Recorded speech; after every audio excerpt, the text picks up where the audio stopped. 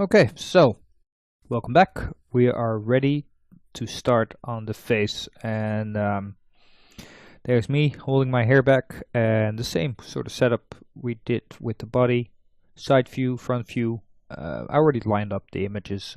There's a Photoshop file in you can download, and you can see how I did it, but I don't want to do it again. There is a lot of different ways that you could do this. I'm choosing a fairly simple one here, just to get something quick. So I'm just creating a plane and moving the points, starting with the eye, uh, adding more points and getting a really rough eye shape. And then I can extrude from there and create a face shape. I usually only model half and then duplicate it across. Okay, so you start from the front, go to the side, and here is one of those rare instances where I split my view in two because I really need to see both at the same time. It's just easier and it saves you some time. Usually I have like a perspective open as well on the other screen, but I can't show you guys that. So you sort of know there's going to be a curve of the eye, and just follow the pictures as good as you can. And that's all anybody can ask, right? So yeah, add some more subdivisions until maybe one more, two more. Let's see, and then we'll extrude out from there. The nice thing about that is that you have edge loops almost automatically because you're sort of thinking about how you before you start what it's going to be like. Okay, we'll create a little fleshy part at the corner of the eye. It's very important. Don't forget the fleshy part. Look at it from the side. Reasonably happy. Try to get that curve in there. An eye is pretty much spherical, so it's important. Alright, so select your edges and just extrude. Don't worry that they don't fit straight away, and because there's not that many points, you can just fit them again and get it up there. Don't forget to look at your side view, but maybe match them up in your front view and try to find some natural lines on the face where you want them to match up to, and then go to the side view and move them out.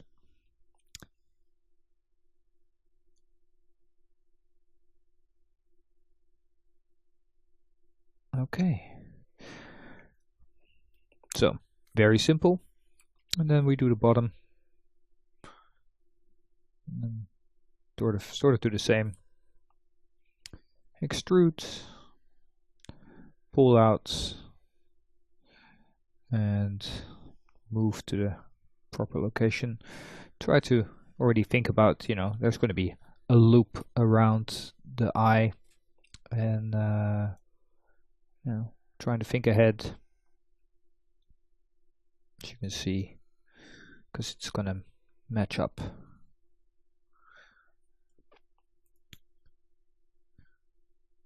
And what you got to do very small steps, and not a lot of vertices, and it's all about shape at this point. Create we create the edge loop around the eye and move the vertices. It doesn't look that good yet, but it will.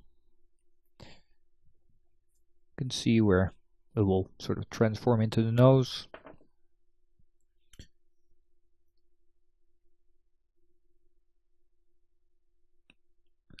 And there's our first loop around the eye. Create a little bit more definition, and it also helps with your with the edge of the eye to you know, get some extra resolution in there. Okay, let's see. Move that out, and if you look in the side view, that definitely has to go back. And then we, once we look into our perspective, which I'm sure we'll do soon. I did record these first, and I am doing the commentary later. You know, my first tutorial, I did it at the same time, and it's a bit stressful. So this is actually a lot nicer, and it allows me to hopefully keep it a little bit shorter for you guys, because my last tutorial was 7 hours. I can't imagine watching that, so I hope you guys don't mind. I'm doing my best to make it better. Okay, so having a quick look. You know, there's about 20 points there, maybe 30. Take your time to really get them in the right position. It's important, and it'll save you a lot of time later.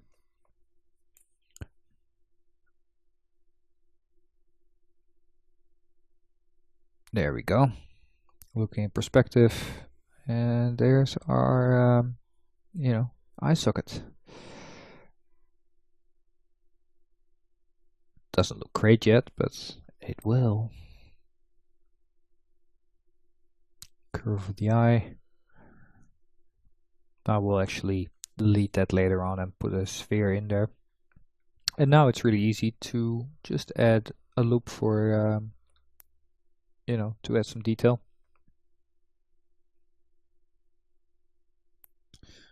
Okay, you guys get the idea. I'm going to jump ahead a little bit, and then we can see where this goes. I've added some more extrusions and the beginning of the nose. I try to you know, keep it to the middle so we can copy it over later on, just like you've seen a lot of times before.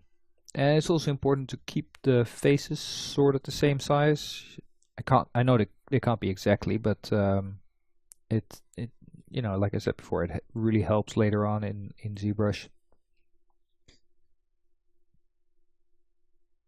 And even more extrusions. Well, this is going to continue on like this for a while, and then I'm gonna start from different points on the face. Sorry. So I'm gonna start from the mouth and maybe the top of the nose, and from there I will connect everything.